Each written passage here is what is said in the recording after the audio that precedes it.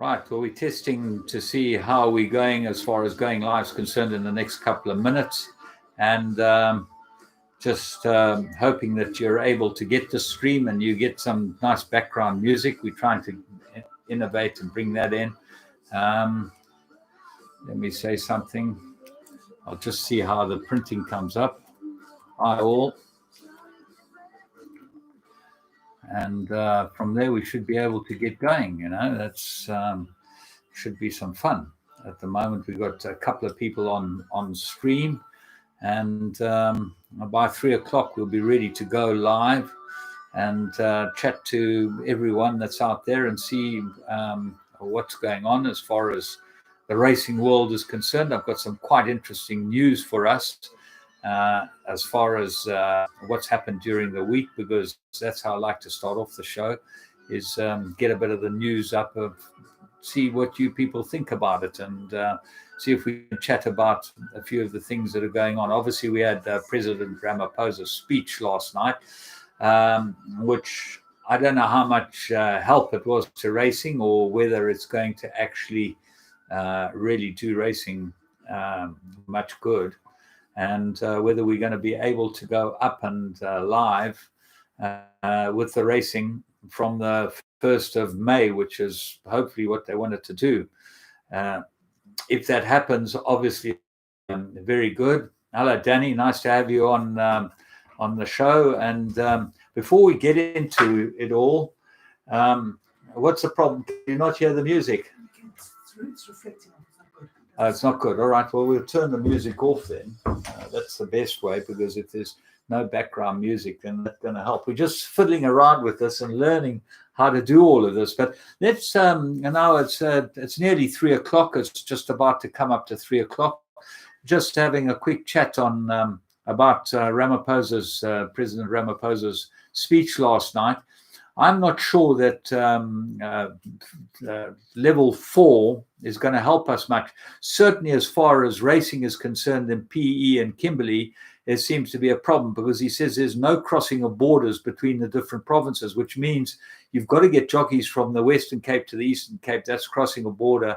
And you've got to get jockeys from Johannesburg to Northern Cape, and that's crossing a border as well. So that seems to be a problem as far as I can see, but we haven't had any feedback and comeback from the people that run racing.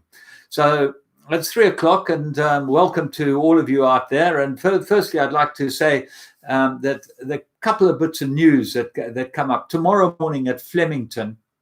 They've got a good race meeting, and quite a lot of you watch Australian racing. The interesting part of tomorrow morning's racing is Vow and Declare gets to have a start at Flemington. I think it's race 3. And remember, Vow and Declare is a declaration of war trained by Danny O'Brien that won the Melbourne Cup last year as a 3-year-old. And he's stepping out. Well, he just turned 4, and he's stepping out now. In an ordinary race, it looks like a betting opportunity. I see that he's 6-5 in the betting. And he's only got 61 to carry and gives 5 kilos to most of his rivals. So that was off the airwaves in Australian racing. The other part about Australian racing was Coolmore bought a share in King's Legacy. King's Legacy won 2 legs of the 2-year-old Triple Crown. He won the sires, and they bought him from James Heron's partners. James Heron bought him at Magic Millions. For $1.4 million. They were the underbidders. Now, $1.4 million is 14 million rand. But he's turned out to be a pretty damn good horse as King's Legacy. He's by Toots Choice. And we'll be interested to see how he goes with his career. What else was there? Australia, Tarrant headbutts Larry Cassidy after a race outside the weighing room. The one headbutted the other, and he got done. Hello, Nikki. Nice to have you on again. He got done, Tarrant, by the Australian stewards and was given a 6-month suspension. He was given a time for headbutting the other jockey, but he got the 6 months mainly for breaking COVID-19 rules, which say that you can't be within whatever of that. Now, let's see. We've got Titch joining us. Let's see if we can get him and put him onto loudspeaker. Titch, how are you? All right, and you? Good. I wonder if the people out there are hearing you clearly, because this is something new we're trying, and I certainly can hear you. How are you? Very, very well. I had Gareth Pepper on the line. He wanted to watch the show. He found your channel but couldn't find something else. I'm not quite sure what it was. There was one other link that he couldn't find. Well, it's the studio link, okay, and we're live at the moment. And Nicky Henderson from England has said that he can hear us perfectly. So it's nice to have Nicky with our original supporters. But Titch, nice to have you on the show. And first thing I must ask you about is, I know you're Gavin Lorena's agent, and how's Gavin and the family holding up, and all the other jockeys? You know, you're very close to a lot of them.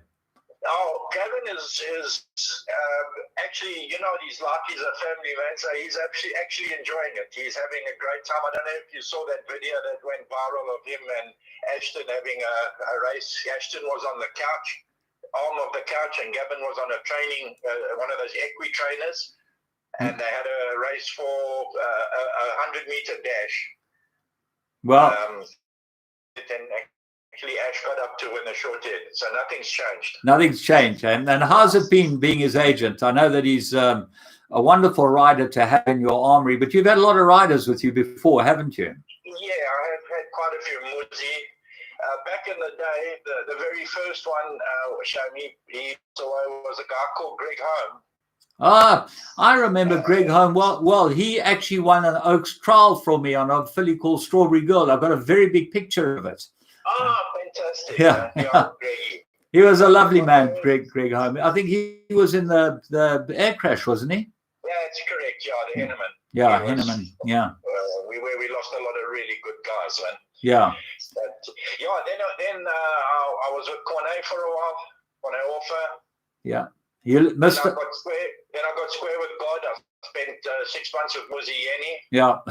Any times I committed, I'm square. Gav and now Craig Zaki as well. But I just do Craig's Durban rides. As the same as Gavin, I just do his coastal, Durban, when he does go to PE and Cape Town. Tommy Germanis does his Joburg rides. And he's got a very big following, Gavin, and rightly so. He's an extremely professional man. Hi, Chris. Nice to have you on. Chris Swartz joined us from Zambia. Nice to have him on the show as well. Chris, we're chatting to Titch, better known as Titch, but George Croucher, we all know him as Titch, and proper racing man. Well, how's this affecting you, Titch, this lockdown and that? James, it's hard. It does take a lot of getting used to, but obviously it's not like we've got a choice.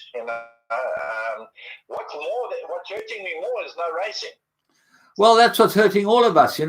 We even end up watching Australia in the mornings and have to watch a kart race or two. That doesn't help much. Yeah, I started liking that. That's what's worrying me. You can join up with Pat Murphy. The gynecologist chair derby, as Lafferty calls it. Then you're in serious trouble. Well, that's the problem with us. We love horses, and we haven't been able to get out and see them. Hundreds of it. My missus tells me she's even starting to miss people she doesn't like. So. Which is you. Titch, just tell us about your new radio show that you've been working on while this has all been going, and who's behind it and how it's going to work, so that people out there got an idea of what's going on. Yeah, we're busy launching. It actually launches Monday evening. It's a radio station, an internet radio station, but it's dedicated to KZN racing.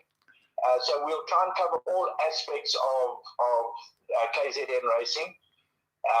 It's basically a one-man show. What I've got some sponsors. You put the racing fraternities, like as soon as there's something where it's going to benefit racing, everybody pulls together. So I haven't had a problem with getting sponsors on board. What we're going to do is we're going to have various shows. Glenn Schofield and Gareth Pepper. Gareth's now living in Australia. So they're going to be doing 2 half-hour shows a week, and they're going to be just discussing the general racing in Australia and also reminiscing about the times when Glenn was riding our Foot in his Dryer, and Gareth was with Michael Azzi and with Dick Goss, and so it's going to be a show that will hold a lot of interest for South African race guys, and also Gareth will be interviewing all of the expats. We've got quite a few there now: Brandon Lorena, Denny Smith, is Paul Whitmore, David Payne. And so we'll be getting those guys on and just, having a chat with them. So it'll just basically be, it's going to be essentially for the race goer. It'll be a channel I spoke to Craig Peters this morning with regards to maybe doing a show called Call Back the Past. Do you remember when we were still young, when I still had hair, there was a show on Springbok Radio called Call Back the Past. And as I'm sure everybody knows, Craig Peters is a font of knowledge when it comes to the history of South African racing. So we're going to have like quizzes with prizes, various prizes, betting vouchers and things like that. Craig will give out questions and people will call in, and if they get it right, they'll get betting vouchers and things like that. And how do you get on to the radio? What is... Yeah. That helps. You just log in. Well, you don't have to log in, but you go on to www.kznracingradio.com. www.kznracingradio.com. KZN Racing Radio. Yeah, it's it. And do you run all day, or is there certain times that you run? We'll run. The plan at the moment, it's very much trial and error, but the plan at the moment is we'll broadcast live from 7 o'clock in the morning till 9 o'clock in the evening, and then we'll kick over to there'll be a rerun, which will be pre-recorded rerun of the day's listenership. And if there is something that you missed and you want to watch, there'll be a list on our website. You just click on that as a request, and as soon as the show that is on, hold on a sec, sorry. Yeah. Who's trying to get hold of my alarm going off to remind me to call you. My alarm's about as slow as the horses are back. I set it to phone you at 3. It reminded me at 10 past. So you hit the request button, and that'll put that show in first in the line. So if you don't want to have to wait for it to come, you just hit it and it'll update. So we'll be live 7 to 9, and then we will be pre-recorded from 9:01 until 6:59 the following morning. And interaction the same way as we're trying to do. How will people be able to interact?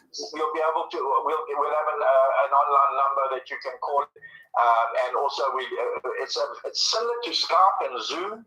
It's a thing where you can take multiple calls, but I'm still sort of working on that. I'm not quite sure how it works, but they seem to think that I could handle up to 15 calls. Well, and that all get through instead of having the busy tone all the time. Well, interestingly, what we've decided, James, is the income that comes in from the sponsorship is a third will go to whoever's doing the show, who gives us the material. A third will obviously come to the station, and a third is going to go to the KZN Horse Care Unit, the Coastal Horse Care Unit, should I say. Oh, well, that's fantastic. Those are someone that everybody's forgotten about.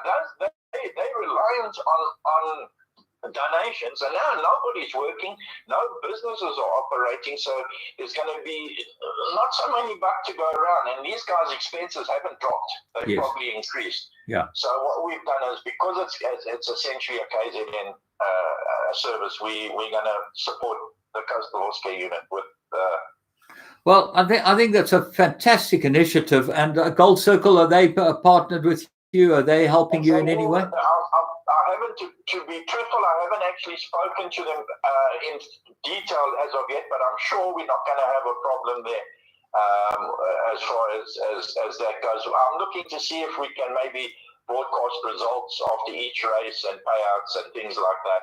I'll have to. I'm definitely going to get hold of them during Monday. That's why we're only launching Monday evening. There's a few little odds and sods that we need to iron out before we actually go. We're running a trial broadcast now at the moment. There's just various shows that I've uploaded.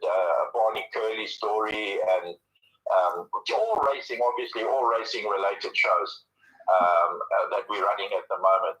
And surprisingly, quite a large viewership. I mean, when one considers that it's a trial broadcast, we've got over 700 listeners. As we speak, there's over 700 listeners on the radio, on our show. Well, I was to hear the Clive Britton interview. I thought that was fantastic. But Nikki's just asked again, can you name the radio station again? Just www.KZN Radio.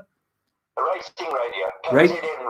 KZNRacingRadio.com. KZNRacingRadio.com. Nikki, I hope you got that. And obviously, everyone who listens to this podcast, whether you're live or you listen at a later stage, doesn't make much difference. But Titch, thank you so much for joining us. And I wish you all the best, you know. Thanks, James. And we're going to run your podcast also on today, on the radio a bit later on today. And we'll just run it periodically, and I'll put up the times as well. That's fabulous. Absolutely fabulous. Well, you're a true racing man, and all the very best, and we'll keep in touch, you know. As I say, we're going to carry on with doing this at least once a week, maybe twice a week if we can get the interest. But we've got quite a few guys out there. Let's start with some questions, see what's going on. Nicky Anderson did hear the name of Barney Curley mentioned. Well, he is a legend, Barney, and he's got some great stories to tell. Well, the one that I've loaded up is absolutely fantastic. It was done roughly a month ago. So he looks back on his entire career, and he's obviously retired from all kinds of things. He's just now in retirement, and he lost his son. I didn't realize that in an accident. Brilliant, absolute brilliant listen. It's really, really a good, this particular one that we've got on is really a good listen. Thank you for joining us. I'm going to cut you off now and see if we can get some interaction. I'll keep on watching the show. Thanks, Simone. Thanks, Titch. Cheers, man. That's it. Ciao. Bye. Titch joining us on the phone, and now we can see that we can do this pretty much as a live chat show. You know, we might start being able to build it into something that gives you guys a chance to rather phone in and ask a question rather than just typing a question up. But while I was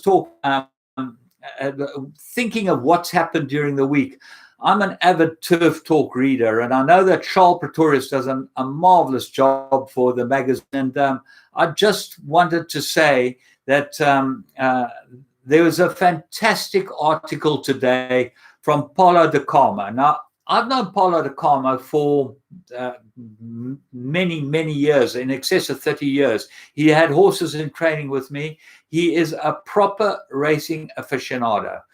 He runs a Sugar Hotel, so if you're in Cape Town and want to go and stay somewhere, you stay at the Sugar Hotel. That's a bit of advertising for Paulo.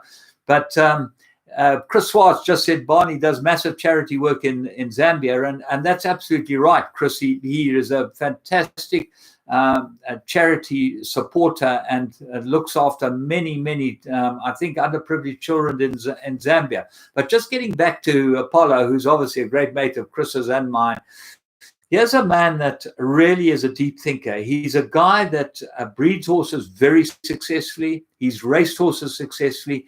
He's always been involved and had a good voice in racing. And he's one of those guys, Spice on Main, that's his place, Spice on Main, Sugar Hotel. He's one of those guys. Thanks, Chris. Chris is also a font of information, and glad to have him on the show. But we're all mates. And Paulo de Carmo is a guy who really is needed by the racing industry. He's a guy that I would be in the top 10 of my recruitment lists if I had anything to do with getting people in there who are passionate about the business and have a real live straight think on what's going on in racing. He understands the business.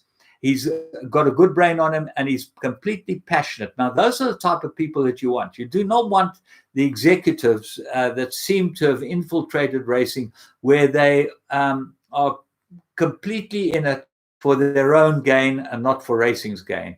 And that seems to have been one of the problems we've had. And it runs right across the spectrum. And I know Mike Cox's going to say us keyboard cowboys are at it again and slagging everyone off. Well, we're not actually slagging everyone off. We're just pointing out where the problems are. And I know these problems are there because we've had to deal with them. Winning Ways has had to deal with people in corporate power for 10 years. We ran the show and certainly never missed a beat. 52 shows a year, but my goodness, do we have problems with the corporates? They had ideas. They didn't want anyone to say anything wrong about them, and certainly didn't want any discussion that might, what they thought, harm them. Right, Paresh, nice to have you on. Paresh Maharaj, our horses from Gauteng and Cape Town in the province for our KZN season. Most of the horses from Gauteng, I'll tell you, Paresh, are travellers. They don't come down for the season. I think Sean Terry, Mike de Kock, and most of those guys have decided to travel their horses up and down. And all I can tell you is that I know some of the big Cape trainers are there. Adam Marcus is there. I know that Justin Snaith is there. I'm not sure of the rest, but they are there already in KwaZulu-Natal at Summerveld. Unfortunately, we've been locked down for a month, so we haven't been able to get up there and have a look, but that's what I've heard. Right, Nikki, sorry to move the question to England. Have you seen Barney letting rip on the Luke Harvey and Big Mac RIP, the YouTube classic? No, I haven't seen it, and we certainly would like to see it. If it's worth watching, Nikki, we'll be watching it. You certainly are a man that knows your racing. Brett Crawford's horses are here with Peter Muscat, as Chris Swart says, but he's got a satellite yard here. So, but basically, he's moving horses up and down the whole time. You know, the satellite yard is run by Peter Muscat here, but obviously his big horses have moved in here, and the smaller horses have gone back to Cape Town for the off season there. Chris, how is it in Zambia there? Just let us know how you guys are going. Are you guys all right? You know, Chris is a great supporter, and he's certainly got some wonderful, innovative ideas as far as racing is concerned. And he's involved with some quite clever people. They do algorithms on picking horses at the yearling sale, and that's something that we could really chat about. And certainly down the line, I think we will end up chatting about it. But he locked down, so he's obviously got enough scotch. And I saw him doing one of these challenges the other day. He weren't too good at it, I must say. But obviously, it's tough living in Zambia. It's never been easy, but it's better than living in Zimbabwe, I would have thought, Chris. So, you know, I know you as a racing guy makes your money out of racing. Another man, Chris Swart, who would be very beneficial to the racing industry in a corporate capacity. I think that he would really help them a lot. He's certainly got some great ideas and very well thought of by us alternate thinking people. And that's how I'd like to call us, the alternate thinkers. Just way better my head off it. Just chatting about things. The guys who I really feel sorry for in South African racing are the Kimberley trainers. And I've been chatting to Cliffy Miller, and we've already got a donation from Equine Equifeeds, who've sent food up to help them feed their horses. These guys at Kimberley Racecourse are really at the back end of the donkey. They have the worst of everything. Their stakes have been cut. I do not see them racing in the foreseeable future, because while borders are closed, interprovincial borders, as the government has laid down, it means jockeys can't travel from Johannesburg to Northern Cape, and it certainly looks like the Eastern Cape might have the same problem. Jockeys, stipes, and personnel to run a race meeting need to be there. And Chris wants to discuss the pros and cons of Betfair. Well, there are very few cons, I would have thought. The only cons are the convicts that have been caught abusing it. But the pros, I think they're tremendous pros on Betfair, because it means that you can have all types of betting opportunities on an exchange. And Interbet is very much like Betfair, but it's not the same type of exchange in the way that Betfair is. And I really do like Betfair, and I think that it's a shame that it has been closed down in South Africa. But it was obviously closed down in South Africa because competition to the other bookmakers they didn't like, and bookmakers don't like competition, as we've seen. So that can never be a good thing, to have a group of people that are so powerful controlling the industry. And I think bookmakers virtually control South African racing at this stage.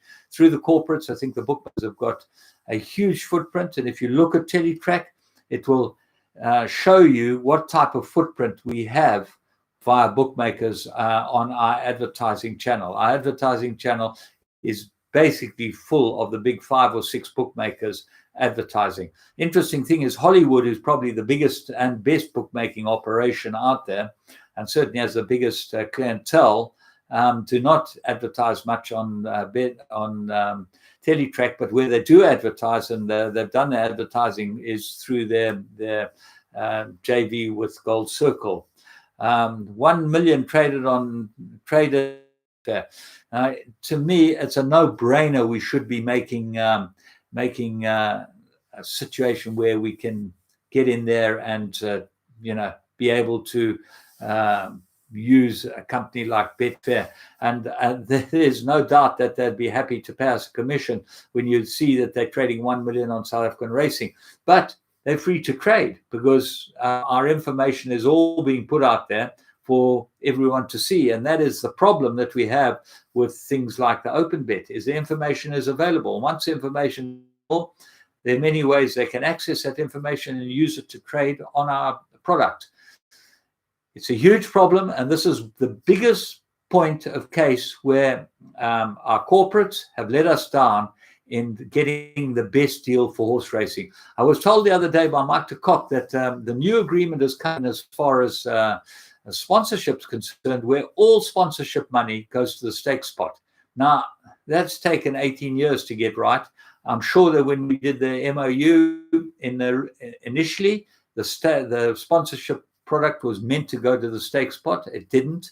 And it really has got to go to the stake spot. And congratulations to the RA and Mike de Kock for putting that together, because that is a huge, huge plus. It means that we can go out and find advertisers who are put and sponsors of horse racing who are going to put the money into the stake spot. Advertisers, I think, are different. So that advertorial should also go into the stake spot. Chris says 600 to 23. Well, yeah, that's the ratio, which is unbelievable. It just makes no sense that we can't actually access some of the money they're generating for themselves in these big betting companies. And I think that all betting, the bookmaker betting shops are the same. We're not accessing the money. And certainly with the 3% that we've lost via government, that's was our only income from bookmakers, basically, apart from whatever they might pay for in advertising on Teletrack on race courses. So certainly not a good situation at all. Then anyone out there who would like to chat about anything? We've got about 11 of us out there watching the show, and it will be flighted again on Winning Ways show. You can always get it. Need a guy like Barry, is that Barry Tuck for social media and young marketing? Yeah, I think that this is the problem. We need a lot of these people, Chris, to be able to actually take us forward. The people that run racing will say, oh, well, we've got racing, it's a rush. And, my thoughts on it, I was castigated severely for saying racing, it's a rubbish, because we don't know anything about racing, it's a rush. Racing, it's a rush is supposedly meant to bring people to racing and into the sport. Well, how's it funded? Who are in charge? Are they racing people?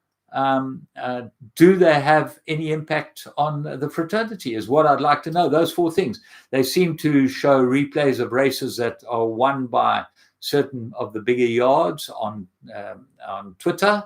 And, they're always behind the scenes at every function and this and then the other, where Racing It's a Rush gets its corporate logo up. And that's about it. So I'd like to have more clarity and in-depth clarity on Racing It's a Rush, to know that it's actually done anything for racing and what type of spend they've put into Racing It's a Rush and whether it was worth it. Obviously, the return that you're getting on your investment, and the investment is how much money you actually put in. We seem to have a bit of an unstable connection, but there you are, back on. How much your return is that you're getting on your investment. Well, I'd like to see the return on Racing It's a Rush on the investment they make every year? I don't know. I have no idea, because no one can tell us, and no one's prepared to come on any show that I've ever been on to talk to us about Racing It's a Rush. That's the supposed, I don't know, attracting arm of racing throughout South Africa. Danny says money going out and nothing coming back on Racing the Rush. Well, that's what it seems to be, Danny. I would be very much in your camp and think that where the benefits. I'd like someone to be able to show me where the benefit is, and we'd like to be able to discuss it with them. Certainly, while we had Winning Ways, we asked them ad nauseum to come and discuss these things with us and let us know where they were and what they're doing and how much traction they were making in the market, and whether the spend was in line with the return. That is what everything revolves around. Everything in business revolves around your spend, showing a return that's worth. So I still haven't the answers. I'd love to have the answers. And if anyone out there would have any idea how to get the answers, we'd be very pleased to know about it. What else is there? Well, there's big racing this weekend. Who manages it? Who markets it? What target figures are they using? Well, Chris, that's exactly what we've just asked. You know, who manages it? Who's in charge? What type of budget do they have? Where does the budget come from? And what have they actually returned racing for the money that's been spent? And I'm sure that's not a small budget. It's got a lovely logo, and I think it's very clever. But that's where it stops as far as I'm concerned. As I've said, they are at the back of every single function that there is. They're always there. They've always got their logo up there. But I've seen nothing else. I don't know how many owners they've ever brought in. I know they've got a couple of syndicates that they've got some horses in to racing.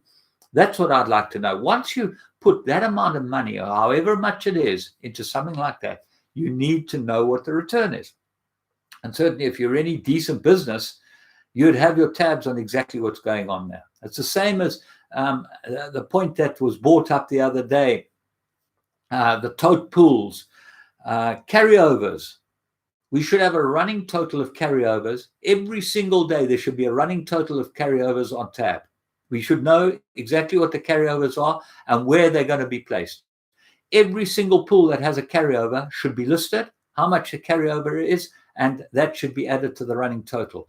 When that happens, that shows credibility and transparency as far as the operators are concerned. We've had nothing like that.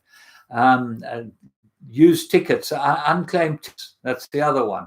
All these things need to be addressed, and unfortunately, there doesn't seem to be anyone out there addressing it. I'm happy to be able to speak about it, but you know what happens? It falls on deaf ears. No one wants to actually say anything about it, and they just ignore us like we're stinky cheese, and hopefully we will come right again in time, but we're not going to come right. We're the keyboard cowboys, as they call us, and unfortunately, one day someone's going to have to answer the questions. I think that day is not far away. Nikki, as an outsider, this program has made me understand very quickly. It seems that South African racing is a take product.